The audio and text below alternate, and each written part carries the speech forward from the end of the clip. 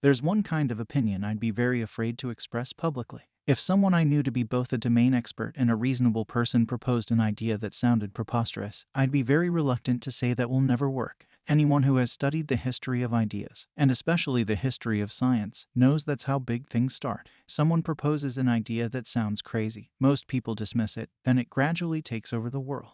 Most implausible sounding ideas are in fact bad and could be safely dismissed, but not when they're proposed by reasonable domain experts. If the person proposing the idea is reasonable, then they know how implausible it sounds, and yet they're proposing it anyway. That suggests they know something you don't. And if they have deep domain expertise, that's probably the source of it.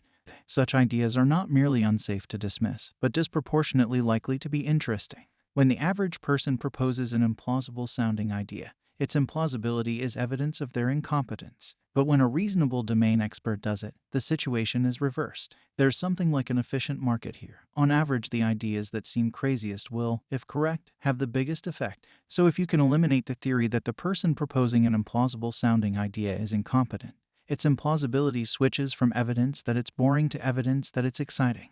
Such ideas are not guaranteed to work, but they don't have to be. They just have to be sufficiently good bets to have sufficiently high expected value. And I think on average they do. I think if you bet on the entire set of implausible sounding ideas proposed by reasonable domain experts, you'd end up net ahead. The reason is that everyone is too conservative. The word paradigm is overused, but this is a case where it's warranted. Everyone is too much in the grip of the current paradigm. Even the people who have the new ideas undervalue them initially, which means that before they reach the stage of proposing them publicly, they've already subjected them to an excessively strict filter. The wise response to such an idea is not to make statements, but to ask questions, because there's a real mystery here. Why has this smart and reasonable person proposed an idea that seems so wrong? Are they mistaken, or are you? One of you has to be. If you're the one who's mistaken, that would be good to know, because it means there's a hole in your model of the world. But even if they're mistaken, it should be interesting to learn why. A trap that an expert falls into is one you have to worry about too. This all seems pretty obvious, and yet there are clearly a lot of people who don't share my fear of dismissing new ideas. Why do they do it? Why risk looking like a jerk now and a fool later instead of just reserving judgment?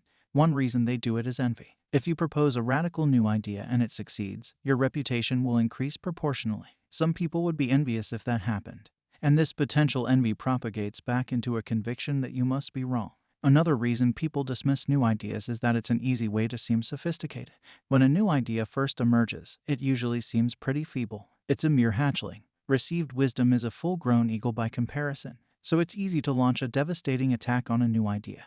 And anyone who does will seem clever to those who don't understand this asymmetry. This phenomenon is exacerbated by the difference between how those working on new ideas and those attacking them are rewarded. The rewards for working on new ideas are weighted by the value of the outcome. So it's worth working on something that only has a 10% chance of succeeding if it would make things more than 10x better. Whereas the rewards for attacking new ideas are roughly constant. Such attacks seem roughly equally clever regardless of the target. People will also attack new ideas when they have a vested interest in the old ones. It's not surprising, for example, that some of Darwin's harshest critics were churchmen. People build whole careers on some ideas. When someone claims they're false or obsolete, they feel threatened. The lowest form of dismissal is mere factionalism, to automatically dismiss any idea associated with the opposing faction. The lowest form of all is to dismiss an idea because of who proposed it. But the main thing that leads reasonable people to dismiss new ideas is the same thing that holds people back from proposing them: the sheer pervasiveness of the current paradigm. It doesn't just affect the way we think, it is the Lego blocks we build thoughts out of. Popping out of the current paradigm is something only a few people can do. And even they usually have to suppress their intuitions at first, like a pilot flying through cloud who has to trust his instruments over his sense of balance. Paradigms don't just define our present thinking.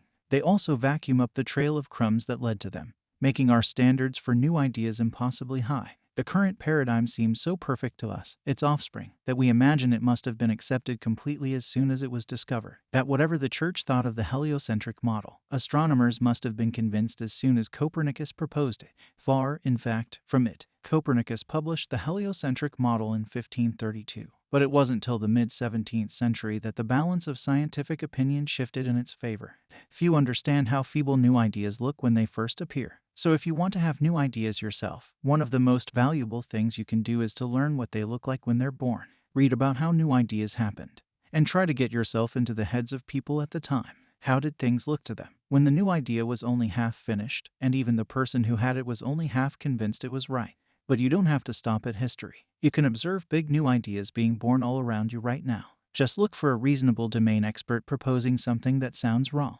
If you're nice, as well as wise, you won't merely resist attacking such people, but encourage them. Having new ideas is a lonely business. Only those who have tried it know how lonely. These people need your help. And if you help them, you'll probably learn something in the process.